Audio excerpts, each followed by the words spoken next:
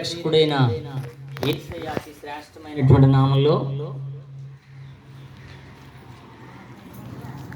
అప్పనపేట గ్రామస్తులైనటువంటి మీ అందరికీ కూడా ప్రత్యేకించి ప్రభు నామంలో శుభాలు తెలియజేస్తా ఉన్నాం. దయచేసి గమనించండి, దేవుని యొక్క మాటలు ఇవి. చాలాసార్లు ఎన్నో మాటలు విన్నా కానీ అవి ఆ మాటలు మన జీవితాలకి పెద్ద ఉపయోగకరంగా ఉండవు. కానీ దేవుని మాటలండి మనుషుల యొక్క జీవితాల్లో మేలును కోరి చెప్పేటువంటి మాటలు కాబట్టి ఇవి విన్న ప్రతి వారికి కూడా ఎంతో మేలుకరంగా ఉంటాయి. బెతస్దా అనేటువంటి కోనేరు ఉందండి. ఆ కోనేరు అనేటువంటి ఆ స్థలంలో ఒక అద్భుతం జరుగుతుంది. ఏంటి అద్భుతం అని అంటే, ఒక దూత వచ్చి ఆ కోనేటిలో నీళ్లు కదిపిన వెంటనే మొట్టమొదటిగా ఎవరైతే ఆ కోనేటిలోనికి దిగుతారో వారందరూ కూడా ఎలాంటి రోగస్తులైనా, వాళ్ళు ఎలాంటి పరిస్థితుల్లో ఉన్నా కూడా దేవుడు అద్భుతంగా వారిని స్వస్థపరుస్తూ వస్తూ ఉన్నాడు. కాబట్టి ఆ కోనేటి చుట్టూరు అనేక మంది జనాలు గుమిగూడి ఉన్నారండి. ఎవరు అని అంటే వాళ్ళందరూ రోగులే. ఒకరు క్యాన్సర్ రోగం అయితే, మరొకరు చెయ్యి కాలు పని చేయకపోతే, మరికొంతమంది మోగవారైతే, మరికొంతమంది ఆయా విధాలైనటువంటి అవిటితనంతో అక్కడ గుంపులుగా పడి ఉన్నారండి, వాళ్ళకున్నటువంటి వ్యాధులు తగ్గించుకోవడానికి. అయితే ఇక్కడ ఒక గొప్ప సీక్రెట్ ఏంటంటే, ఏ సమయంలో వస్తుందో తెలియదు. ఆ దూత ఏ సమయంలో వచ్చి ఆ నీళ్లు కదిలిస్తుందో ఎవరికి ఆ సమయం తెలీదు. అందుకనే ఎప్పుడు వస్తుందో దాని కొరకు అందరూ వేచి ఉంటా ఉన్నారు. కాబట్టి ప్రతి వారు కూడా అక్కడే అలాగా ఉండటం వల్ల ఆ దూత వచ్చి నీళ్లు కలపడం, అనేక మంది బాగుపడి అక్కడి నుంచి వెళ్ళిపోవడం జరుగుతూ ఉంది. అయితే కొంతమంది సంవత్సరం నుంచి, మరికొంతమంది 2 సంవత్సరాల నుంచి, మరికొంతమంది 5 సంవత్సరాల నుంచి, ఇలాగా అనేకమైనటువంటి సంవత్సరాల నుంచి పడి ఉన్నటువంటి వారు అక్కడ ఉన్నారు. అందరికంటే మోస్ట్ సీనియర్ ఆయన దగ్గర 38 సంవత్సరాల పాటు అక్కడే ఉన్నాడు. ఎందుకనంటే అతను అవిటివాడు. ఆ 2 కాళ్ళు పనిచేయక ఆ దూత కదిలించిన వెంటనే ఎవరో ఒకరు ఇతనికంటే ముందుగా వెళ్ళిపోయి ఆ కోనేటిలో దిగిపోవడం వల్ల అందరూ బాగుపడుతున్నారు. కానీ ఈ 38 సంవత్సరాల నుంచి ఉన్నటువంటి ఈ వ్యక్తి మాత్రం స్వస్థత లేకుండా అలాగే పడి ఉన్నాడు. అయితే చూడండి, యేసుక్రీస్తు వారు అతని మీద దృష్టి ఉంచి అతనిపై జాలిపడి కనికరపడి యేసుక్రీస్తు వారు అతని దగ్గరికి వెళ్ళి ఎలా అడుగుతున్నారు, అయ్యా నీవు స్వస్థపడాలనుకుంటున్నావా అని అడగగానే ఆయన అంటున్నాడు, అయ్యా నాకు స్వస్థపడాలనేటువంటి మనసుతోనే ఇక్కడికి వచ్చాను, కానీ 38 సంవత్సరాల నుంచి అది నా వల్ల కావటం లేదు.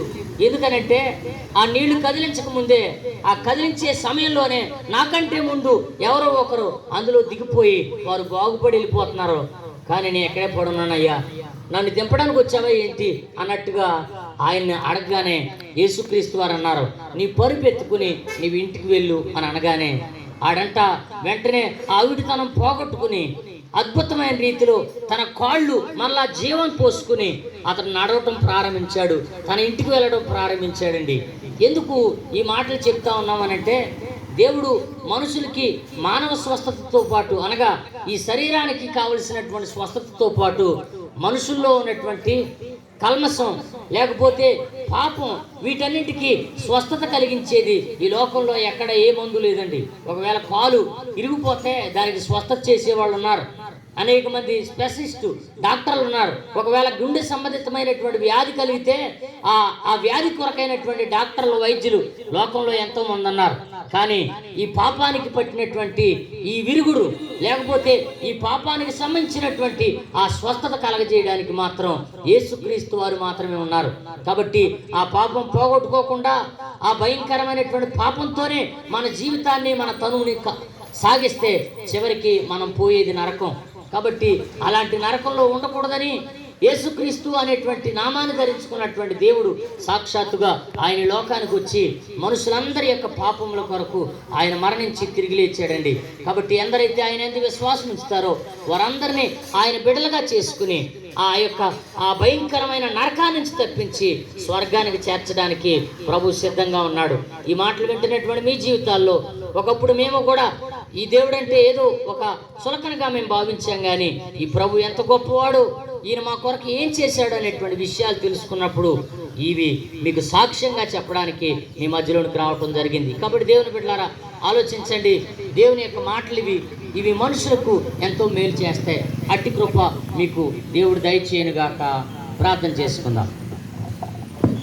పరిశుద్ధుడు అయిన దేవా, నీకు వందనాలు నాయన.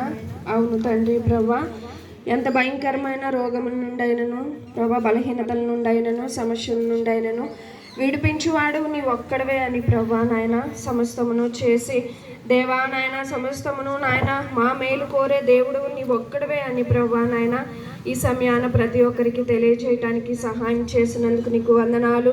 అవును ప్రభా, నీ మాటలు విన్నవారు నిన్ను విశ్వసించడానికి, అంగీకరించడానికి సహాయం చేయండి. ఎవరి హృదయంలో ఏ బాధ, ఏ అక్కర, ఏ బలహీనత ఉన్నదో నాయన, ఏ సమస్యతో ఉన్నారో ప్రతి ఒక్కరి హృదయ అంతరంగాలను ఎరిగిన దేవుడు నాయన, ఈ సమయాన నాయన నీ మాటలు విన్నవారు దేవా నాయన నిన్ను విశ్వసించడానికి ప్రతి ఒక్కరికి సహాయం చేయండి. నీ మీద నమ్మకం ఉంచడానికి సహాయం చేయండి నాయన. దేవుని మాట మీద నమ్మకం ఉంచి దేవా నాయన ఎన్నో సంవత్సరాల నుండి బలహీనతతో ఉన్నప్పుడు ప్రభా నాయన నీ మాట విని వెంటనే ప్రభా నాయన పరిపెత్తుకొని ఏ విధంగా వెళ్ళి ఉన్నాడో అదే విధముగా నాయన తండ్రి, ఏ కుటుంబంలో ఏ సమస్యతో ఎవరైతే ఇబ్బంది పడుతున్నారో నీ దేవా నీ మీద ఒక్కసారి ప్రభా నాయన నమ్మకం ఉంచితే దేవ వాటినన్నిటినీ విడిపించగలిగిన దేవుడు నీవే అని ప్రభా ప్రతి ఒక్కరూ నాయన తండ్రి వారి హృదయాల్లో నిన్ను చేర్చుకోవడానికి నీ కృపను దయచేయండి నాయన. నీకు వందనాలు ప్రభా నాయన. ఈ గ్రామంలో నాయన తండ్రి ఈ సమయాన్ని ఇక్కడ నాయన నీ మాటలు పంచి వెళ్తూ ఉంటుండగా నీ క్రియలు దేవా నాయన ఇక మీదట మొదలుపెట్టి నీ నామాన్ని ఘనత మహిమ ప్రభావాలను పొందుకొనమని యేసు నామంలో ప్రార్థిస్తున్నాను తండ్రి. ఆమేన్.